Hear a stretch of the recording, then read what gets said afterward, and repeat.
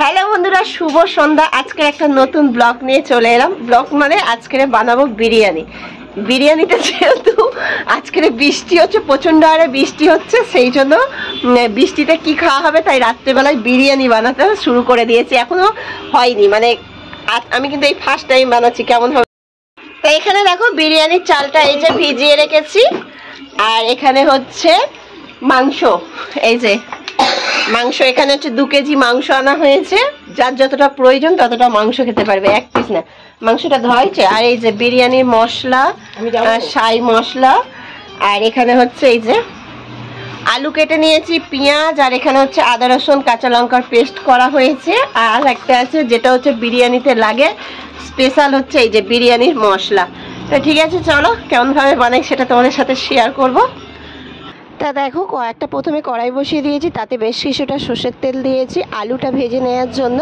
আর বৃষ্টির দিনে হচ্ছে একটু নতুন নতুন খাবার খেতে বেশ ভালো লাগে। আর যেহেতু অনেক দিন ধরেই আমরা ভাবছি একটু বাজারে যাব, যেহেতু এখন আমি ঠিকঠাক মতো বাজারে যেতে পারি না, সেই জন্য আনা হয় না। কয়েকদিন ধরে খুব ইচ্ছা হচ্ছে যে বিরিয়ানি খাওয়া হবে। তা আজকের বৃষ্টি হচ্ছে, আর এদিকে হচ্ছে দিদিও এসেছে, সেই জন্য ভাবলাম যে আজকের একটু তাহলে বিরিয়ানি বানানো যাক। নইলে আমাদের কিন্তু বিরিয়ানি বানানোটাই কিন্তু ঝামেলা। আমার কাছে তো মনে হয় ঝামেলা, কেননা আমি কোনোদিনই বানাইনি। আমাদের শম্ভুদার দোকানের বিরিয়ানি হচ্ছে স্পেশাল বিরিয়ানি। বিরিয়ানি খাওয়ার ইচ্ছা হলেই শম্ভুদার দোকানে আমরা চলে যাই, সেটা অনেকবার তোমাদের সাথে শেয়ার করেছিলাম দোকানে গিয়ে।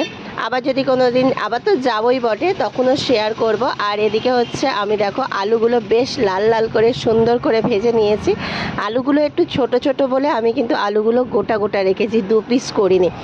আর এই যে এদিকে হচ্ছে ভাতের চালটা দেওয়ার জন্য এদিকে হচ্ছে আর একদিকে বসিয়ে দিয়েছি, যেহেতু গ্যাসে হচ্ছে দুদিকে করতেই সুবিধা হবে। আর এদিকে কি বলতো, এদিকে বৃষ্টিও হচ্ছে বেশ ঝমঝম করে, বেশ ভালোই লাগছে বৃষ্টির দিনটা। আমার তো বৃষ্টিতে খুব ভালো লাগে, কিন্তু বৃষ্টিতে বের হতে একদম ভালো লাগে না। বৃষ্টি হলে ভালো লাগে, আবার 2-3 দিন একসাথে বৃষ্টি হলে সেটাও ভালো লাগে না। আর এদিকে হচ্ছে বৃষ্টির দিনে ভেবেছিলাম হয়তো মাংস পাবো না, কিন্তু কাটা মাংস আমরা পাইনি। সেই জন্য গোটা একটা মুরগি কিনে ওদের কাছ থেকে কেটে নিয়ে আসা হয়েছে।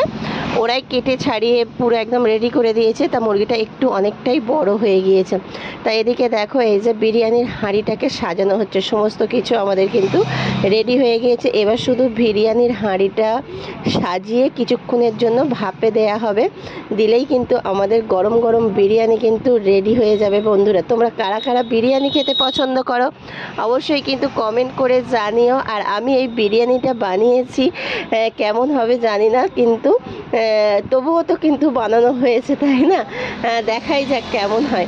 তা ঠিক আছে, এই যে দেখো, মানে আমি এটা হচ্ছে দেখে দেখে, মানে দেখে দেখে বানাচ্ছি অবশ্য। তাতে তো আমার দিদি বানায়, দিদি আছে, দিদি বলে বলে দিচ্ছে। দিদি এদিকে সব কিছুই রেডি করে দিয়েছে, সেরকমভাবেই করা হচ্ছে। মানে আমি আর দিদি মিলেই করা হচ্ছে, জানো তো। কেমন হবে সেটা খাওয়ার পরে তোমাদেরকে জানাবো যে কেমন হয়েছে বিরিয়ানিটা।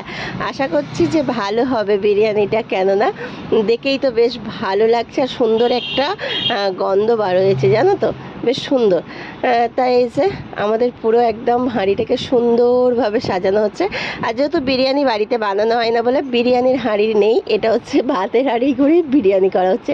শুনেছি বিরিয়ানির হাঁড়িতে বিরিয়ানি মানে করলে নাকি খুব ভালো হয়, সেটা আমার জানা নেই। তোমরা কমেন্ট করে আমাকে জানাতে পারো কথাটা ঠিক কিনা ভুল।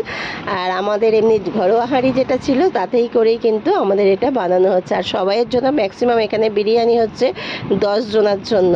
তা দেখো আমাদের বিরিয়ানি রেডি, এবার হচ্ছে পার্সেল হবে। টাটা, ভালো লাগলে কমেন্ট করো।